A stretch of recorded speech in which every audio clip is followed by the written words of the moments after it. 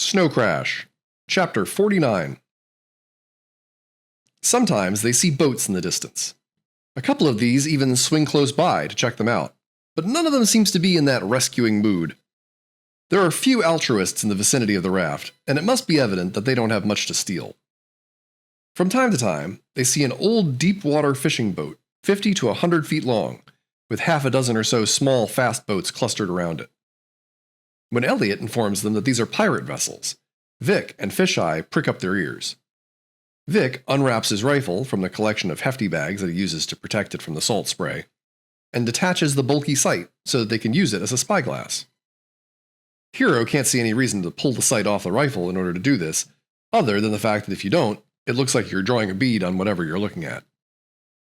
Whenever a pirate vessel comes into view, they all take turns looking at it through the sight, playing with all the different sensor modes, visible, infrared, and so on.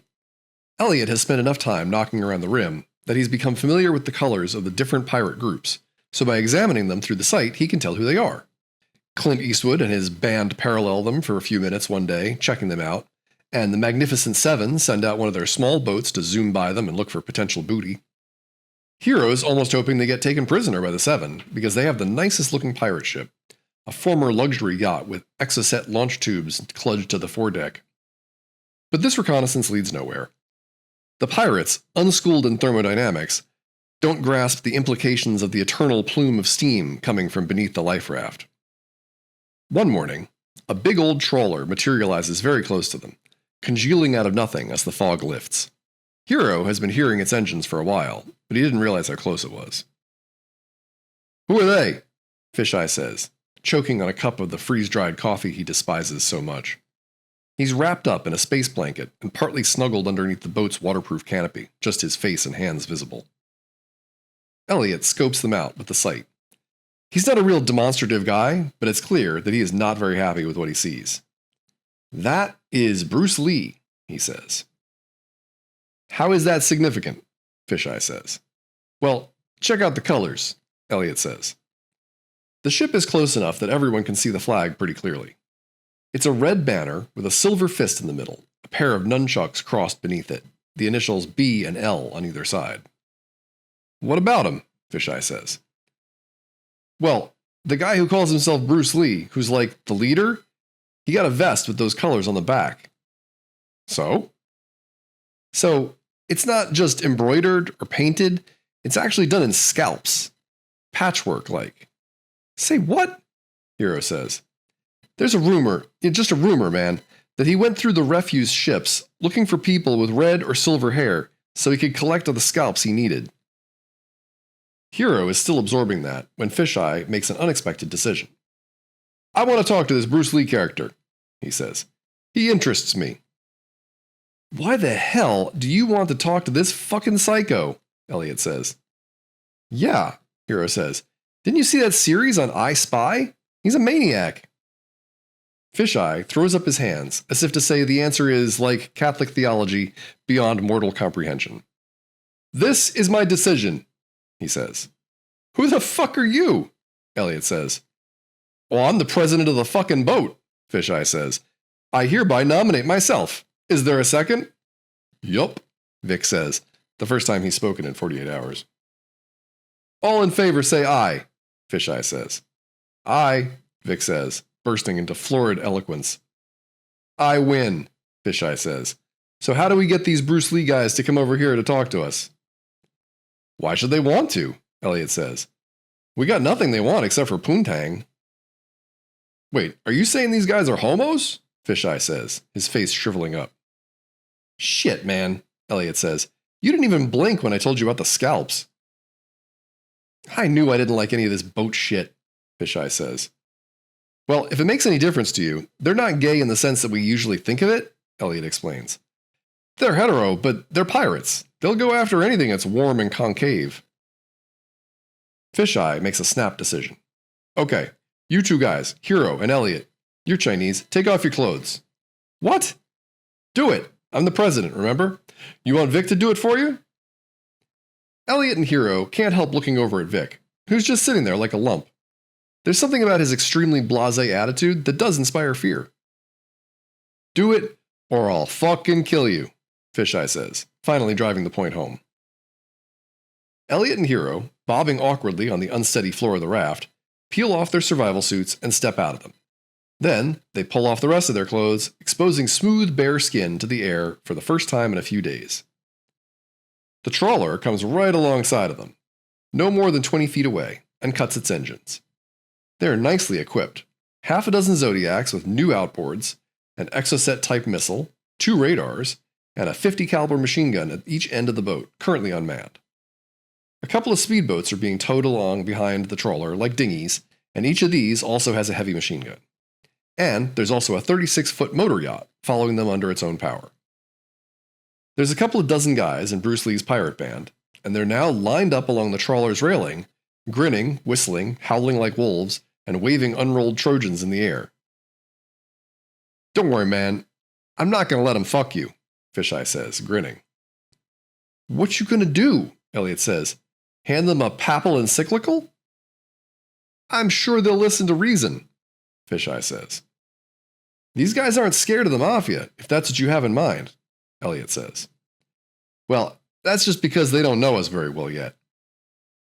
Finally, the leader comes out, Bruce Lee himself, a 40-ish guy in a Kevlar vest, an ammo vest stretched over that, a diagonal bandolier, samurai sword, Hero would love to take him on, nunchucks, and his colors, the patchwork of human scalps. He flashes them a nice grin, has a look at Hero and Elliot, gives them a highly suggestive thrusting thumbs-up gesture, and then struts up and down the length of the boat one time, swapping high fives with his merry men. Every so often, he picks out one of the pirates at random and gestures at the man's Trojan. The pirate puts his condom to his lips and inflates it into a slippery ribbed balloon. Then Bruce Lee inspects it, making sure there are no leaks. Obviously, the man runs a tight ship. Hero can't help staring at the scalps on Bruce Lee's back. The pirates note his interest and mug for him, pointing to the scalps, nodding, looking back at him with wide, mocking eyes. The colors look much too uniform. No change in the red from one to the next. Hero concludes that Bruce Lee, contrary to his reputation, must have just gone out and gotten scalps of any old color, bleached them, and dyed them. What a wimp. Finally, Bruce Lee works his way back to midship and flashes them another big grin. He has a great, dazzling grin, and he knows it. Maybe it's those 1-carat diamonds crazy glued to his front teeth. "Jammin' boat," he says. "Maybe you, me, swap, huh? Ha ha ha ha." Everyone on the life raft, except for Vic, just smiles a brittle smile. "Where you going? Key West? Ha ha ha ha ha." Bruce Lee examines Hero and Elliot for a while, rotates his index finger to indicate that they should spin around and display their business ends. They do. "Quanto?" Bruce Lee says, and all the pirates get uproarious, most of all Bruce Lee. Hero can feel his anal sphincter contracting to the size of a pore. "He's asking how much we cost," Elliot says. "It's a joke, see, because they know they can come over and have our asses for free." "Oh, hilarious," Fisheye says. While Hero and Elliot literally freeze their asses, he's still snuggled up under the canopy, that bastard. "Poon missile, like?"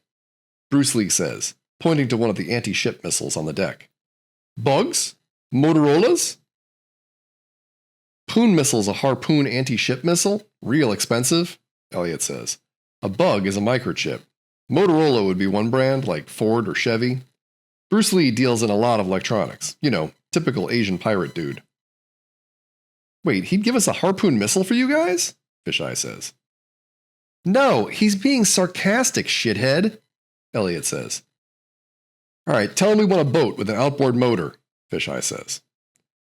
"Want one Zod, one kicker, fill her up," Elliot says. Suddenly, Bruce Lee gets real serious and actually considers it. "Scope clause, chum saying? Gauge and gag." "So he'll consider it if they can come and check out the merchandise first," Elliot says. "They want to check out how tight we are and whether we're capable of suppressing our gag reflex. These are all terms from the raft brothel industry." "Boys scope like 12s to me, ha ha ha ha ha." Now he's saying that us homeboys look like we have 12-gauge assholes, Elliot says, i.e. that we are all stretched out and worthless. Fisheye speaks up on his own. No, 410s, totally. The entire deck of the pirate ship titters with excitement. No way, Bruce Lee says. These amboise, Fisheye says, still got cherries up in there. The whole deck erupts in rude, screaming laughter. One of the pirates scrambles up to balance on the railing, gyrates one fist in the air, and hollers, Baka na zuma laige na mo na la arma na po no ab nam nam zaua. By that point, all the other pirates have stopped laughing, gotten serious looks on their faces, and joined in, bellowing their own private streams of babble, rattling the air with a profound hoarse ululation. Hero's feet go out from under him as the raft moves suddenly. He can see Elliot falling down next to him. He looks up at Bruce Lee's ship and flinches involuntarily as he sees what looks like a dark wave cresting over the rail, washing over the row of standing pirates, starting at the stern of the trawler and working its way forward. But this is just some kind of optical illusion. It's not really a wave at all. Suddenly, they are 50 feet away from the trawler, not 20 feet. As the laughter on the railing dies away, Hero hears a new sound, a low whirring noise from the direction of Fisheye, and from the atmosphere around them, a tearing, hissing noise, like the sound just before a thunderbolt strikes, like the sound of sheets being ripped in half.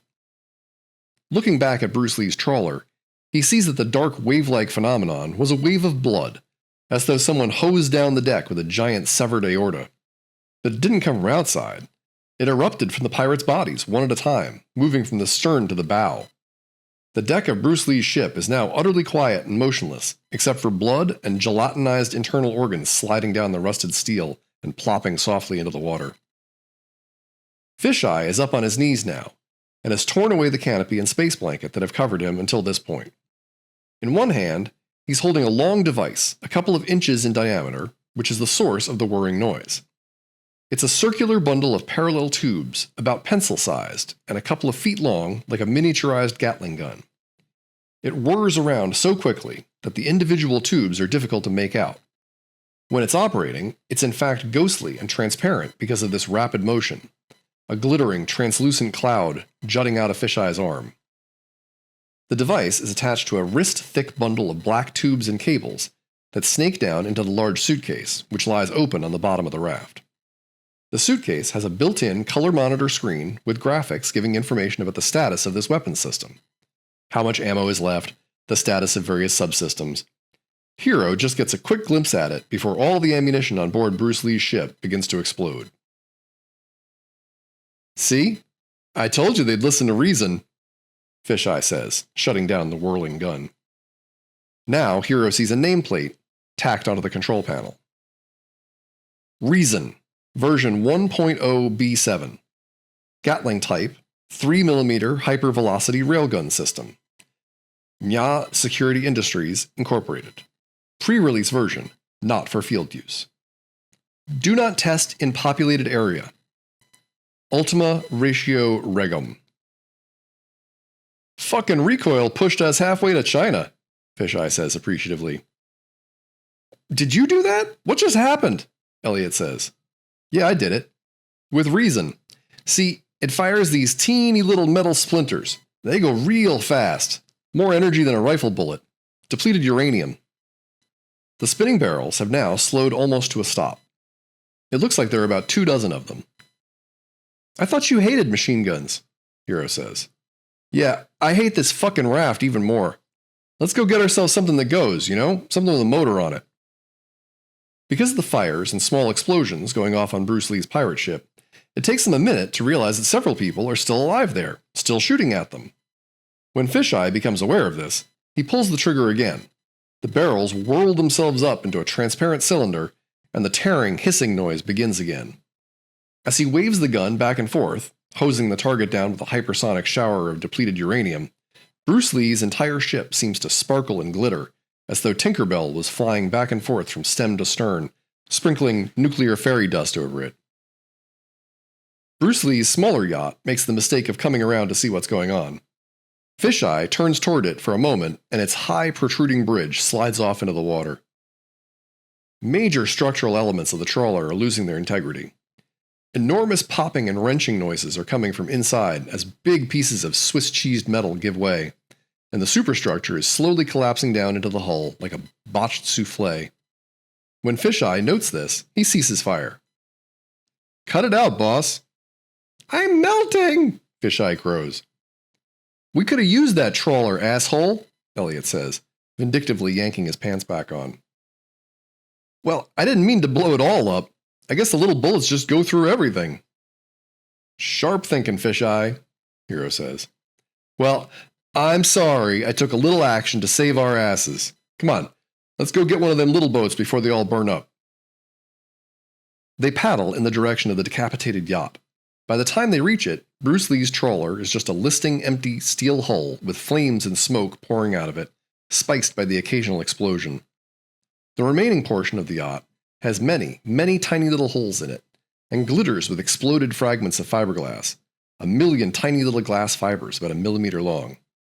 The skipper and a crew member, or rather the stew that they turned into when the bridge was hit by Reason, slid off into the water along with the rest of the debris, leaving behind no evidence of their having been there except for a pair of long parallel streaks trailing off into the water. But there's a Filipino boy down in the galley so low, unhurt and only dimly aware of what happened. A number of electrical cables have been sawn in half. Elliot digs up a toolbox from below decks and spends the next 12 hours patching things together to the point where the engine can be started and the yacht can be steered. Hero, who has a rudimentary knowledge of electrical stuff, acts as gopher and limp-dicked advisor. "Did you hear the way the pirates were talking before Fisheye opened up on them?" Hero asks Elliot while they're working. "You mean in Pigeon?" No, at the very end, the babbling." "Oh yeah, that's a raft thing." "Is it?" "Yeah, one guy'll start and then the rest all follow. I think it's just a fad." "But you're saying it's common on the raft?" "Yeah, they all speak different languages, all those different ethnic groups. It's like the fucking Tower of Babel. I think when they make that sound, when they battle at each other, they're just imitating what all the other groups sound like." The Filipino kid starts making them some food.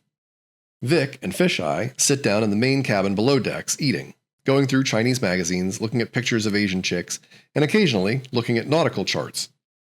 When Elliot gets the electrical system back up and running, Hero plugs his personal computer in to recharge its batteries. By the time the yacht is up and running again, it's dark. To the southwest, a fluctuating column of light is playing back and forth against the low, overhanging cloud layer. "Is that the raft over there?" Fisheye says, pointing to the light as all hands converge on Elliot's makeshift control center. "Yeah, it is," Elliot says. "They light it up at night so the fishing boats can find their way back to it." "How far away you think it is?" Fisheye says. Elliot shrugs. 20 miles? "And how far to land?" "I have no idea. Bruce Lee's skipper probably knew, but he's been pureed along with everyone else." "You know what, you're right," Fisheye says. "I should have set it on whip or chop." "The raft usually stays at least 100 miles offshore," Hero says, "to reduce the danger of snags." "How are we doing on gas?" "Well, I dipped the tank," Elliot says, "and it looks like we're not doing so well, to tell you the truth." "What does that mean, not doing so well?" "Okay, it's not always easy to read the level when you're out to sea," Elliot says, "and I don't know how efficient these engines are. But if we're really 80 or 100 miles offshore, we might not make it." "So we go to the raft," Fisheye says. "We go to the raft and persuade someone it's in his best interest to give us some fuel. Then, back to the mainland." No one really believes it's going to happen this way, least of all Fisheye. "And," he continues, "while we're there, on the raft, after we get the fuel, and before we go home, some other stuff might happen too, Life's unpredictable." "If you have something in mind, why don't you just spit it out?" Hero says. "Okay. Policy decision. The hostage tactic failed, so we go for an extraction." "Extraction of what?" "Of YT." "All right, I go along with that," Hero says. "But I have another person I want to extract also, as long as we're extracting." "Who?" "Juanita. Come on, you said yourself she was a nice girl." "If she's on the raft, maybe she's not so nice anymore," Fisheye says. "Well, I want to extract her anyway. We're all in this together, right? We're all part of Lagos' gang." "Bruce Lee has some people on the raft," Elliot says. "Yeah, well, correction, had. Okay, but what I'm saying is, they're going to be pissed." "You think they're going to be pissed. I think they're going to be scared shitless, Fisheye says. Now, drive the boat, Elliot. Come on, I'm sick of all this fucking water.